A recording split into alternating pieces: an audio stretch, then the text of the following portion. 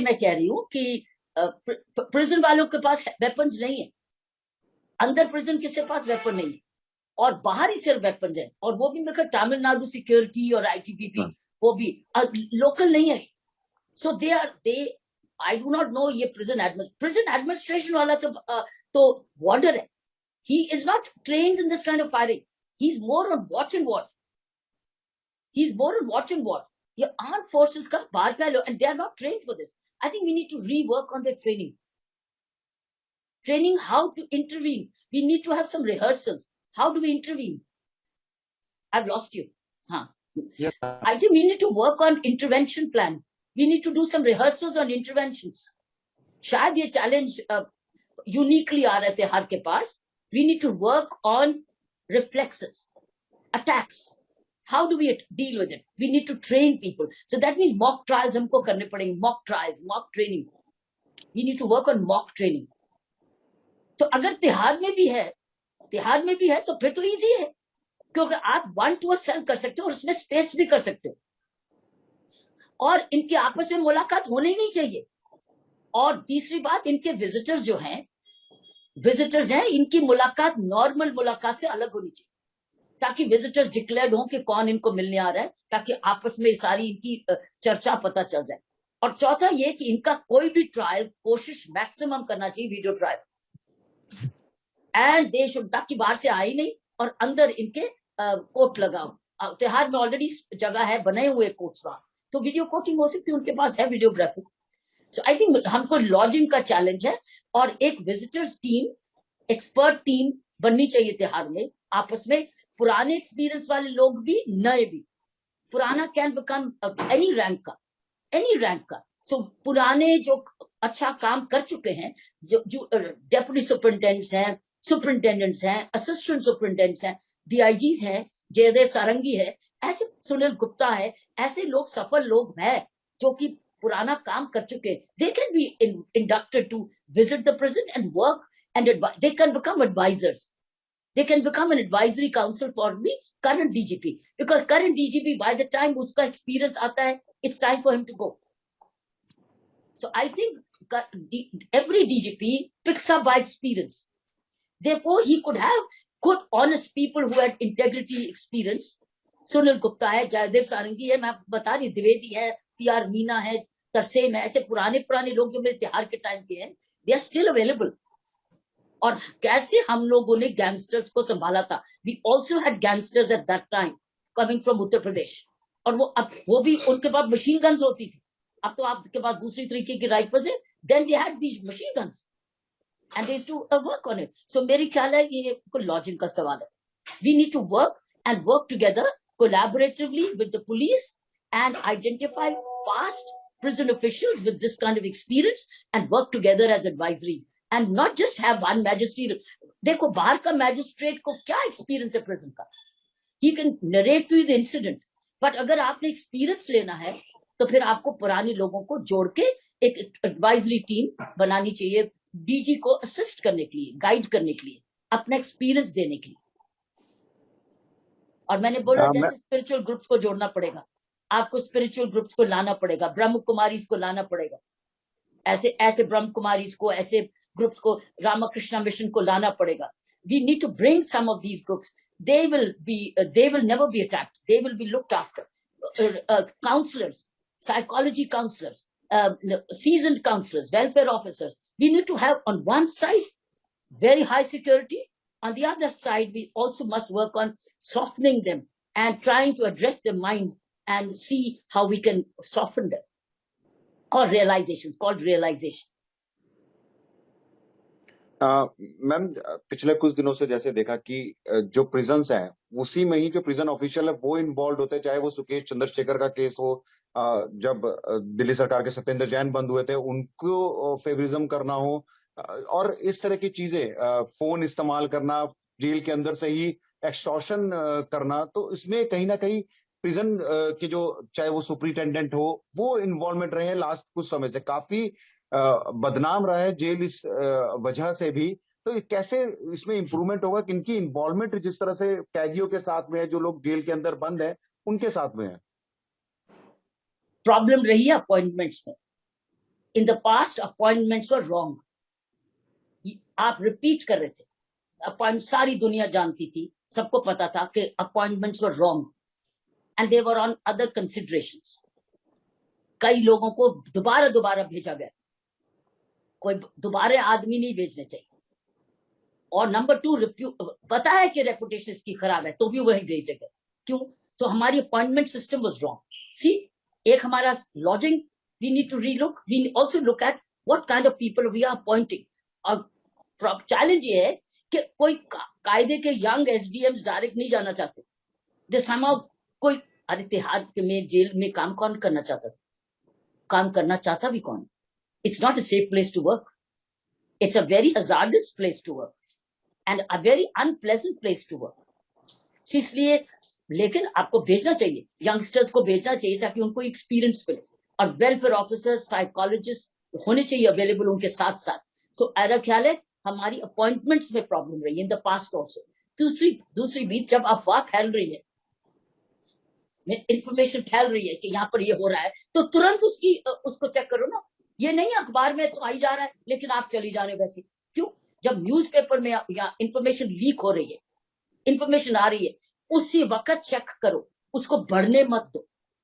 तो पास्ट में ये हुआ था, ये information of corruption and misdeeds आनी शुरू हो गई थी, तब अखबार में भी नहीं आ रहा था, दब रही थी इंफॉर्मेशन।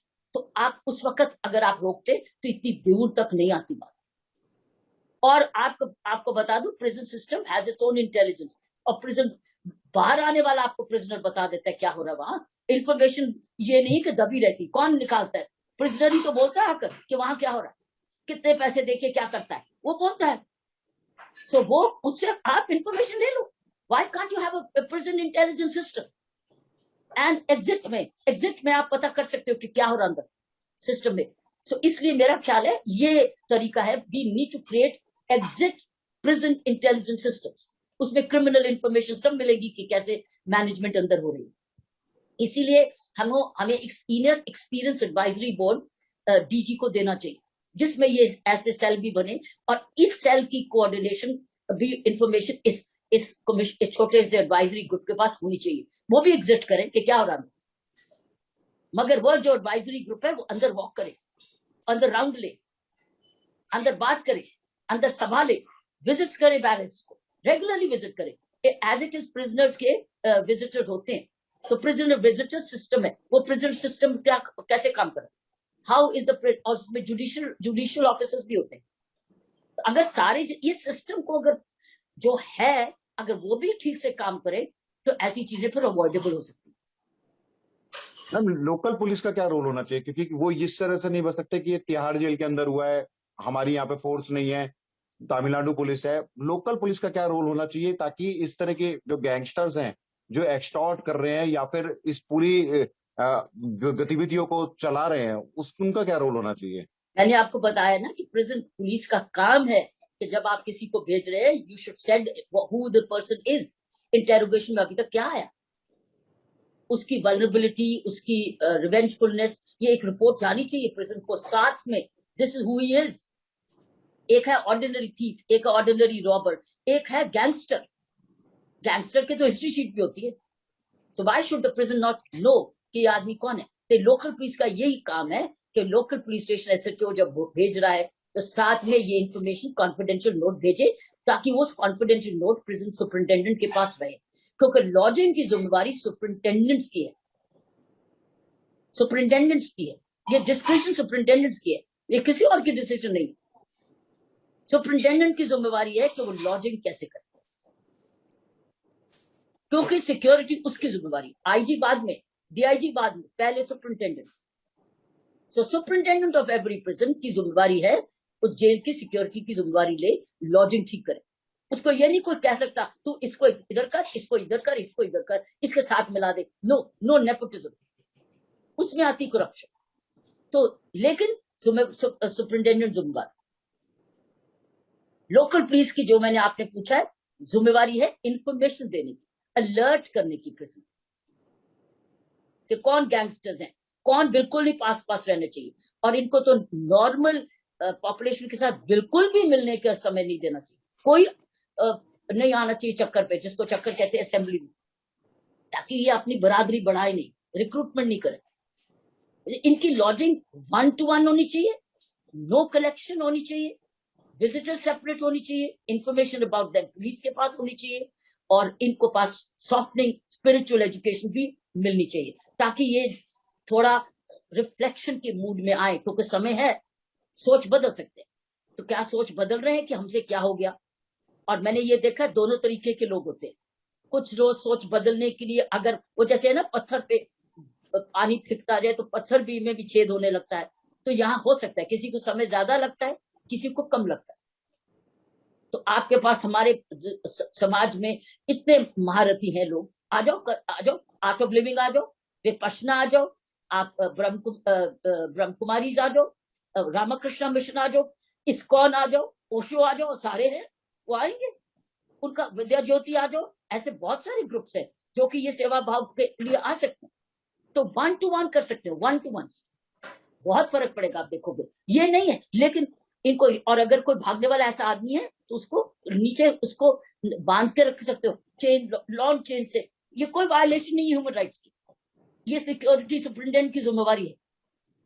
वो रीजंस लिखे मैंने ये क्यों किया, और फिर अगर वो उसका बिहेवियर बेटर होता है तो आप उसको खोल दीजिए। लेकिन कैमरा वॉच 100% रहनी चाहिए, निगरानी रहनी चाहिए, और regular visitors of the prisoners रहनी चाहिए। जितनी आप नजर बढ़ाएंगे विजिबिलिटी, उतना आप बचाएंगे। मैम, इस केस में इन लोगों ने हैंडमेड वेपन्स बनाए, सीसीटीवी से मॉनिटर तो किया जा रहा था, लेकिन इनको रोकने का कोई इंतजाम नहीं था। अरे रोकेगा कौन? ये तो इनको तो, इनकी तो 24 घंटे निगरानी होनी चाहिए। अगर चम्मच भी बना रहे तो पता चल जाना चाहिए। इनकी बैरक की सर्च होनी चाहिए, इनके सेल की रोज सर्च होनी चाहिए। रोज सर्च करोगे तो पता नहीं चल जाएगा क्या हो रहा है। इनको तो मैंने कहा ना, इनकी सर्च भी रोज होनी चाहिए, विजिट भी होनी चाहिए, सर्च भी होनी चाहिए। अगर ऐसे गैंगस्टर मान लीजिए 20 है, 30 है, 20 एक है, तो प्रॉब्लम कोई नहीं है, 20 को अलग अलग कर सकते, और उनकी सर्च रोज हो सकती, और वो भी अलग अलग टीम से। सेम आदमी से हवलदार नहीं जाए कल, और वो डीजी की, सुपरिटेंडेंट की या डीआईजी की डिस्क्रिप्शन है किसको भेजना, सरप्राइज सर्च करने। सो search should be done daily of their. तो अगर कोई बना भी रहा है तो पता चल जाएगा। साथ में हम लोग एक फीडबैक बॉक्स सिस्टम चलाते थे तिहाड़ में, मुझे मालूम नहीं अभी भी है कि नहीं। उसमें कोई भी प्रिजनर अपनी चिट्ठी लॉक्ड बॉक्स में हमें भेज सकता था, और हम बॉक्स खुलता था सिर्फ डीजी के ऑफिस में। उसे हमें प्रिजन में क्या हो रहा है, क्या पता चला, एक दूसरे से सब खबर मिलती थी। सो एक है एक्सटर्नल इंटेलिजेंस कलेक्शन करनी, जो वो जा रहा है। एक है internal intelligence. Internal intelligence openly prisoner कोई नहीं देगा, आपको ऐसा ही सिस्टम बनाना पड़ेगा जो उस टाइम पर कॉल द फीडबैक बॉक्स। तो फीडबैक बॉक्स का लॉक था, उसकी चाबी सिर्फ डीजी मेरे पास होती थी, मैं ही खोलती थी, उसमें से मुझे सब चिट्ठियां मिल जाती थी। उसे हमें सब पता चल रहा था क्या हो रहा है। 90%, 10% हम जाके भी ढूंढते थे, बात कर करके। सो हमें systems of internal intelligence and external intelligence systemise करने पड़े। मैम, जो सिस्टम की आपने बात करी, अगर जैसे किसी कैदी के पास में कोई रिकवरी की जाती है, उसमें प्रिजन का ही कोई स्टाफ इन्वॉल्व होता है, उसके ऊपर किस तरह से एक्शन लेना वो तो चाहिए, इमीडिएटली, और मीडिया को क्या बताना है, क्योंकि मीडिया को जानकारी नहीं दी जाती। अगर प्रिजनर का स्टाफ, प्रिजन का स्टाफ को इन्वॉल्व हो गया है तो सीधा 311(2) में कंपल्सरी रिटायर होना चाहिए। He should be out of the service, dismissed, क्योंकि he is a threat to the security of the state. Security of the state. अगर प्रिजन ऑफिशियल कोई करप्शन निकला, ड्रग्स में मिला, वेपन्स में मिला, इवन डरपोक भी मिला, अब वो डरपोक भी है, डर भी रहा है, कनाइव भी कर रहा है, he should be retired out of the service, out. He should not be kept in the prison. He has to lose his job. उसके साथ आप चांस नहीं ले सकते, उसको सुधार नहीं सकते, उसके डिपेंड करता है। That means again this advisory board with the support of the DGP can decide कि ये प्रिजन का ये ऑफिशियल की आई कंप्लेंट, इसको क्या करें। So that team can work. Last question ma'am, strict action must be taken now, because now it's, एक action क्या करोगे, एक सस्पेंशन से कुछ नहीं होने वाला। स्ट्रिक्ट एक्शन मैम, या ma'am, Are strict action, all directions. All the direction. Yes, ma'am. It has to be very holistic, comprehensive action, but it's not one-time action. Prison के बारे में आपको तो रोज नई चीज निकलेगी. Yes, ma'am. तो क्या आप एक जनता से 14-12 हजार लोगों से जो कि गलतियां करके आए हैं, एक जगह एक बीमार हॉस्पिटल है, एक crime hospital. Prison is a crime hospital. It's a crime hospital. और सबका दिमाग नेगेटिव है और नेगेटिविटी भरी हुई है. बीमारी भी बढ़ी हुई है, वायलेंस भी बढ़ी हुई है, झूठ भी भरा हुआ है. राइट? सारी कमियां भरी हुई. उन कमी एक hospital it's in Covid, it's like crime Covid hospital जो एक दूसरे को इन्फेक्ट भी करता है. उसमें प्रिजन ऑफिशियल बचा रहे और वो बीमार ना हो, ये बहुत बड़ी चीज, क्योंकि मानसिकता उनकी सबकी खराब है. इसीलिए बहुत भक्ति चाहिए उसमें. रेगुलरली वहां प्रार्थना चाहिए, रेगुलरली सत्संग चाहिए, रेगुलरली डिस्कोर्सेस चाहिए, कुछ ना कुछ ऐसा. स्वच्छता चाहिए, स्वच्छता, स्वच्छ माइंड चाहिए, स्वच्छता ऑफ माइंड बहुत बड़ा चैलेंज है. You need to have take it towards that. Now then we started to say Tihar jail नहीं है, तिहाड़ आश्रम. क्योंकि हम लोग बहुत ज्यादा सत्संग करते थे, डिस्कोर्सेस करते थे, ब्रह्म कुमारी आती थी, योगा आता था. बुला लो स्वामी रामदेव को, कराओ योगा. स्वामी जी को बुलाओ अंदर, बुलाओ स्वामी जी को, समाजी इस कार्य को ये संभालो, इनको योगा सिखाओ. योगा करते करते वो भक्ति, आप देखो स्वामी जी को तो हाथ भी नहीं लगा सकेंगे, लेकिन एक फर्क पड़ेगा. सो आई थिंक ये चैलेंज लेना पड़ेगा हमको, social reformer and social workers को, जो कम से कम भक्ति हो रहे. तो हमें एक एक्शन नहीं लेना, ओवरऑल स्पिरिचुअल एक्शन भी लेना है. टाइम मैनेजमेंट पर लेना है. हम टाइम में क्या सकते, किसी को पढ़ा सकते हो. हम लोग हाई सिक्योरिटी प्रिजनर्स को बुक्स की प्रेजेंट देते थे, रोज बुक्स देते थे उनके. हाँ, हम उनको कुछ देते थे. इस गैंगस्टर्स को उन दिनों में बुक्स की गिफ्ट देते थे. किसी को गीता दे दी, किसी को बाइबल दे दी, जिसको जो चाहिए हम ले, ये लो पढ़ो, कल आएंगे पूछने आपसे क्या पढ़ा. और उनको काउंसलर्स भी आते थे. सो जब तक हम होलिस्टिक एंगल नहीं लेंगे, माइंड बॉडी सोल, तो हम एक्शन एक लेंगे, इसको सस्पेंड कर दो, इसको ट्रांसफर कर दो, इसके डिपार्टमेंट क्वारी कर दो, इसको, ये नहीं चलेगा. You have to deal with it, because आप 12,000 का एक शहर के साथ डील कर रहे हो. ये क्राइम म्युनिसिपैलिटी है जिसमें कोविड का क्राइम फैला हुआ है, और उसमें प्रिजन एडमिनिस्ट्रेशन खुद स्वच्छ रहे और बीमार ना हो. ये भी एक मिरेकल है, ये मिरेकल है. उनको भी सैनिटाइज रखना, उनमें भी ट्रांसफर होनी चाहिए, ताकि वो भी बेचारे फंसे नहीं रहे. वो भी जेल है, तो उनके लिए भी जेल है. नेगेटिविटी, वो सिर्फ नेगेटिविटी देखते हैं, पॉजिटिव है ही कुछ नहीं. तो it's not an ordinary job, it's a very tough job to run a prison. Thank you ma'am. और साथ में मैंने कहा रीजनल आप डिस्ट्रीब्यूशन करो, एक ही जगह इनको कॉन्सेंट्रेट मत करो. You should use near by prisons and create high security. So अब ज्यादा नहीं है, 30, 40, 50 भी अगर होंगे तो आपके एक एक करके बट के उनके ऊपर निगरानी रखी जा सकती है. So I think that prison is a state subject. So इसलिए ये एक कलेक्टिव डिसीजन होनी गवर्नमेंट ऑफ इंडिया से और नेबरिंग स्टेट से, एनसीआर रीजन को संभालना पड़ेगा. लेकिन कोई नहीं चाहेगा कि दिल्ली का गैंगस्टर उनके जेल में आए, वो नहीं चाहेंगे. इसलिए ये एक बहुत इंपॉर्टेंट डिसीजन, पॉलिसी डिसीजन लेनी पड़ेगी. और कोर्ट्स को भी इनको ट्रायल्स अंदर ही करना पड़ेगा, नॉट इन 30,000 कोर्ट्स. आपके शूट आउट वहां हो जाएंगे तो उधर भी खतरा है, वो किसी को भी अटैक कर सकते. So courts will have to be. And third, last but not the least, अगर इनकी बेल कभी होती है, लास्ट में कहना चाहूंगी, तो कंडीशनल बेल होनी चाहिए. श्योरिटी स्ट्रांग होनी चाहिए, और कंडीशनल ये होनी चाहिए कि ये अगर हम बेल पे जा रहे हैं फॉर वट एवर रीजन, तो आपने हाजिरी लगानी है पुलिस स्टेशन में हर तीसरे दिन, श्योरिटीज के साथ. श्योरिटीज की जिम्मेवारी है कि तुम इन दिनों में किसी को मार कुटाई नहीं करोगे, और जिम्मेवारी नहीं तो श्योरिटी भी अंदर, श्योरिटी की फोरफीट होगा. सो श्योरिटी ये नहीं चलो जी 50,000 की श्योरिटी, 50,000 तो कोई भी नहीं देगा. It has to be sound surety, जिनका कंट्रोल हो उस पर. श्योरिटी का मतलब है कंट्रोल हो उस व्यक्ति का. कंट्रोल किसका? लड़के का, दादा का, बीवी का, रिश्तेदार का, किसका कंट्रोल? और अगर कोई कंट्रोल नहीं है तो श्योरिटी बेल नहीं होनी चाहिए, क्योंकि वो अपना बदला निकालेंगे.